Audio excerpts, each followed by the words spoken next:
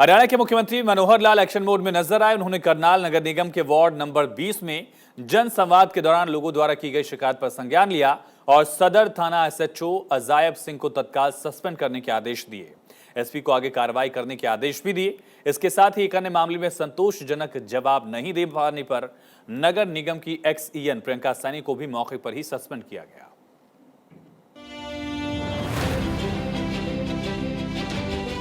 आम लोगों की समस्या के समाधान के लिए मुख्यमंत्री मनोहर लाल लगातार कार्यरत हैं। इसी के तहत जन संवाद कार्यक्रम का आयोजन किया जा रहा है।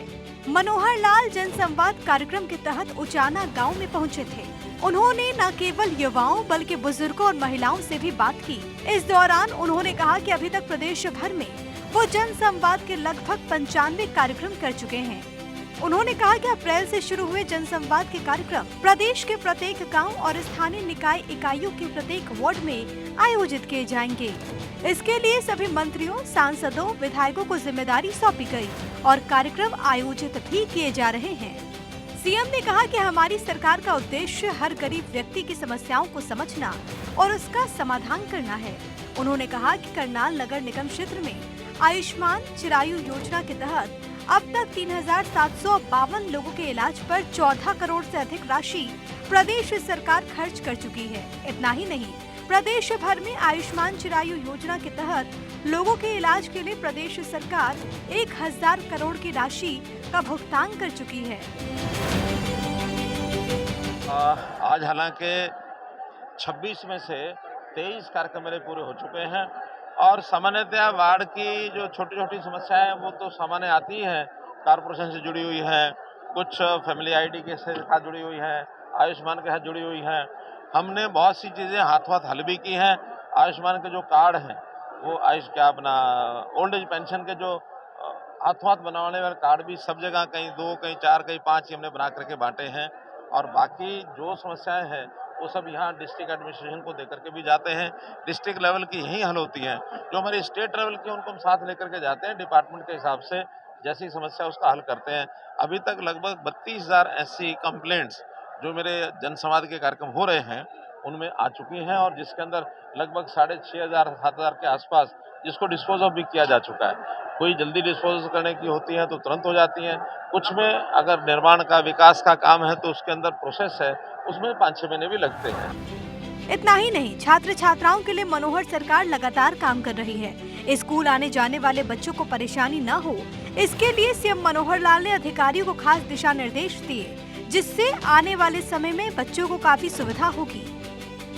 रतनगढ़ गांव के अंदर क्योंकि छोटे बच्चे थे, उन्होंने कहा कि 5वीं तक का स्कूल उनके गांव में है, 6ठी से उनको बच्चों को आना पड़ता है प्रेमनगर और वो लगभग 50 बच्चे हैं।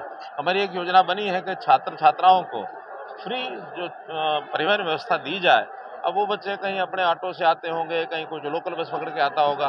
50 बच्चे होने के बाद मैंने निर्देश दिया है कि स्कूल की एक ट्रिप सवेरे प्रेमनगर तक और एक दोपहर को जब छुट्टी होगी, जो भी समय होगा उस समय वापस गाँव तक। जन संवाद कार्यक्रम के दौरान सीएम मनोहर लाल ने लोगों की समस्याएं सुनी। ऐसी शिकायत के आधार पर उन्होंने एसएचओ को सस्पेंड किया, साथ ही एसपी को आगे की कार्रवाई के निर्देश भी दिए।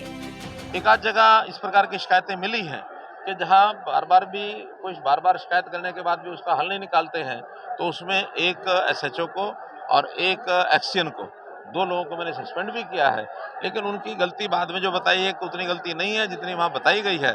फिर भी रिपोर्ट लेने के बाद डिप्टी कमिश्नर रिपोर्ट लेंगे और रिपोर्ट लेने के बाद मुझे अगर कन्विंस करते हैं कि उनका दोष नहीं है तो उनको बहाल भी किया जाएगा। हरियाणा के अंदर हाँ, अभी सस्पेंड रहेंगे, लेकिन मुझे लगता है अभी जल्दी उनकी रिपोर्ट डीसी जो है दे देंगे। इस कार्यक्रम के दौरान सीएम मनोहर लाल भावुक भी हो गए। उचाना गांव की एक युवती द्वारा अपने स्वास्थ्य संबंधी समस्या बताए जाने और बच्ची के पालन पोषण के लिए सहायता राशि की मांग करने पर मुख्यमंत्री ने तत्काल अपनी तरफ से 50,000 रुपए देने की घोषणा ही नहीं की, बल्कि युवती के खाते में पैसे ट्रांसफर करने के संबंध में अधिकारियों को निर्देश भी दिए। उचाना गांव के एक युवक द्वारा लाइब्रेरी संबंधी मांग रखे जाने पर मुख्यमंत्री ने तत्काल 5 लाख रुपए देने का ऐलान किया।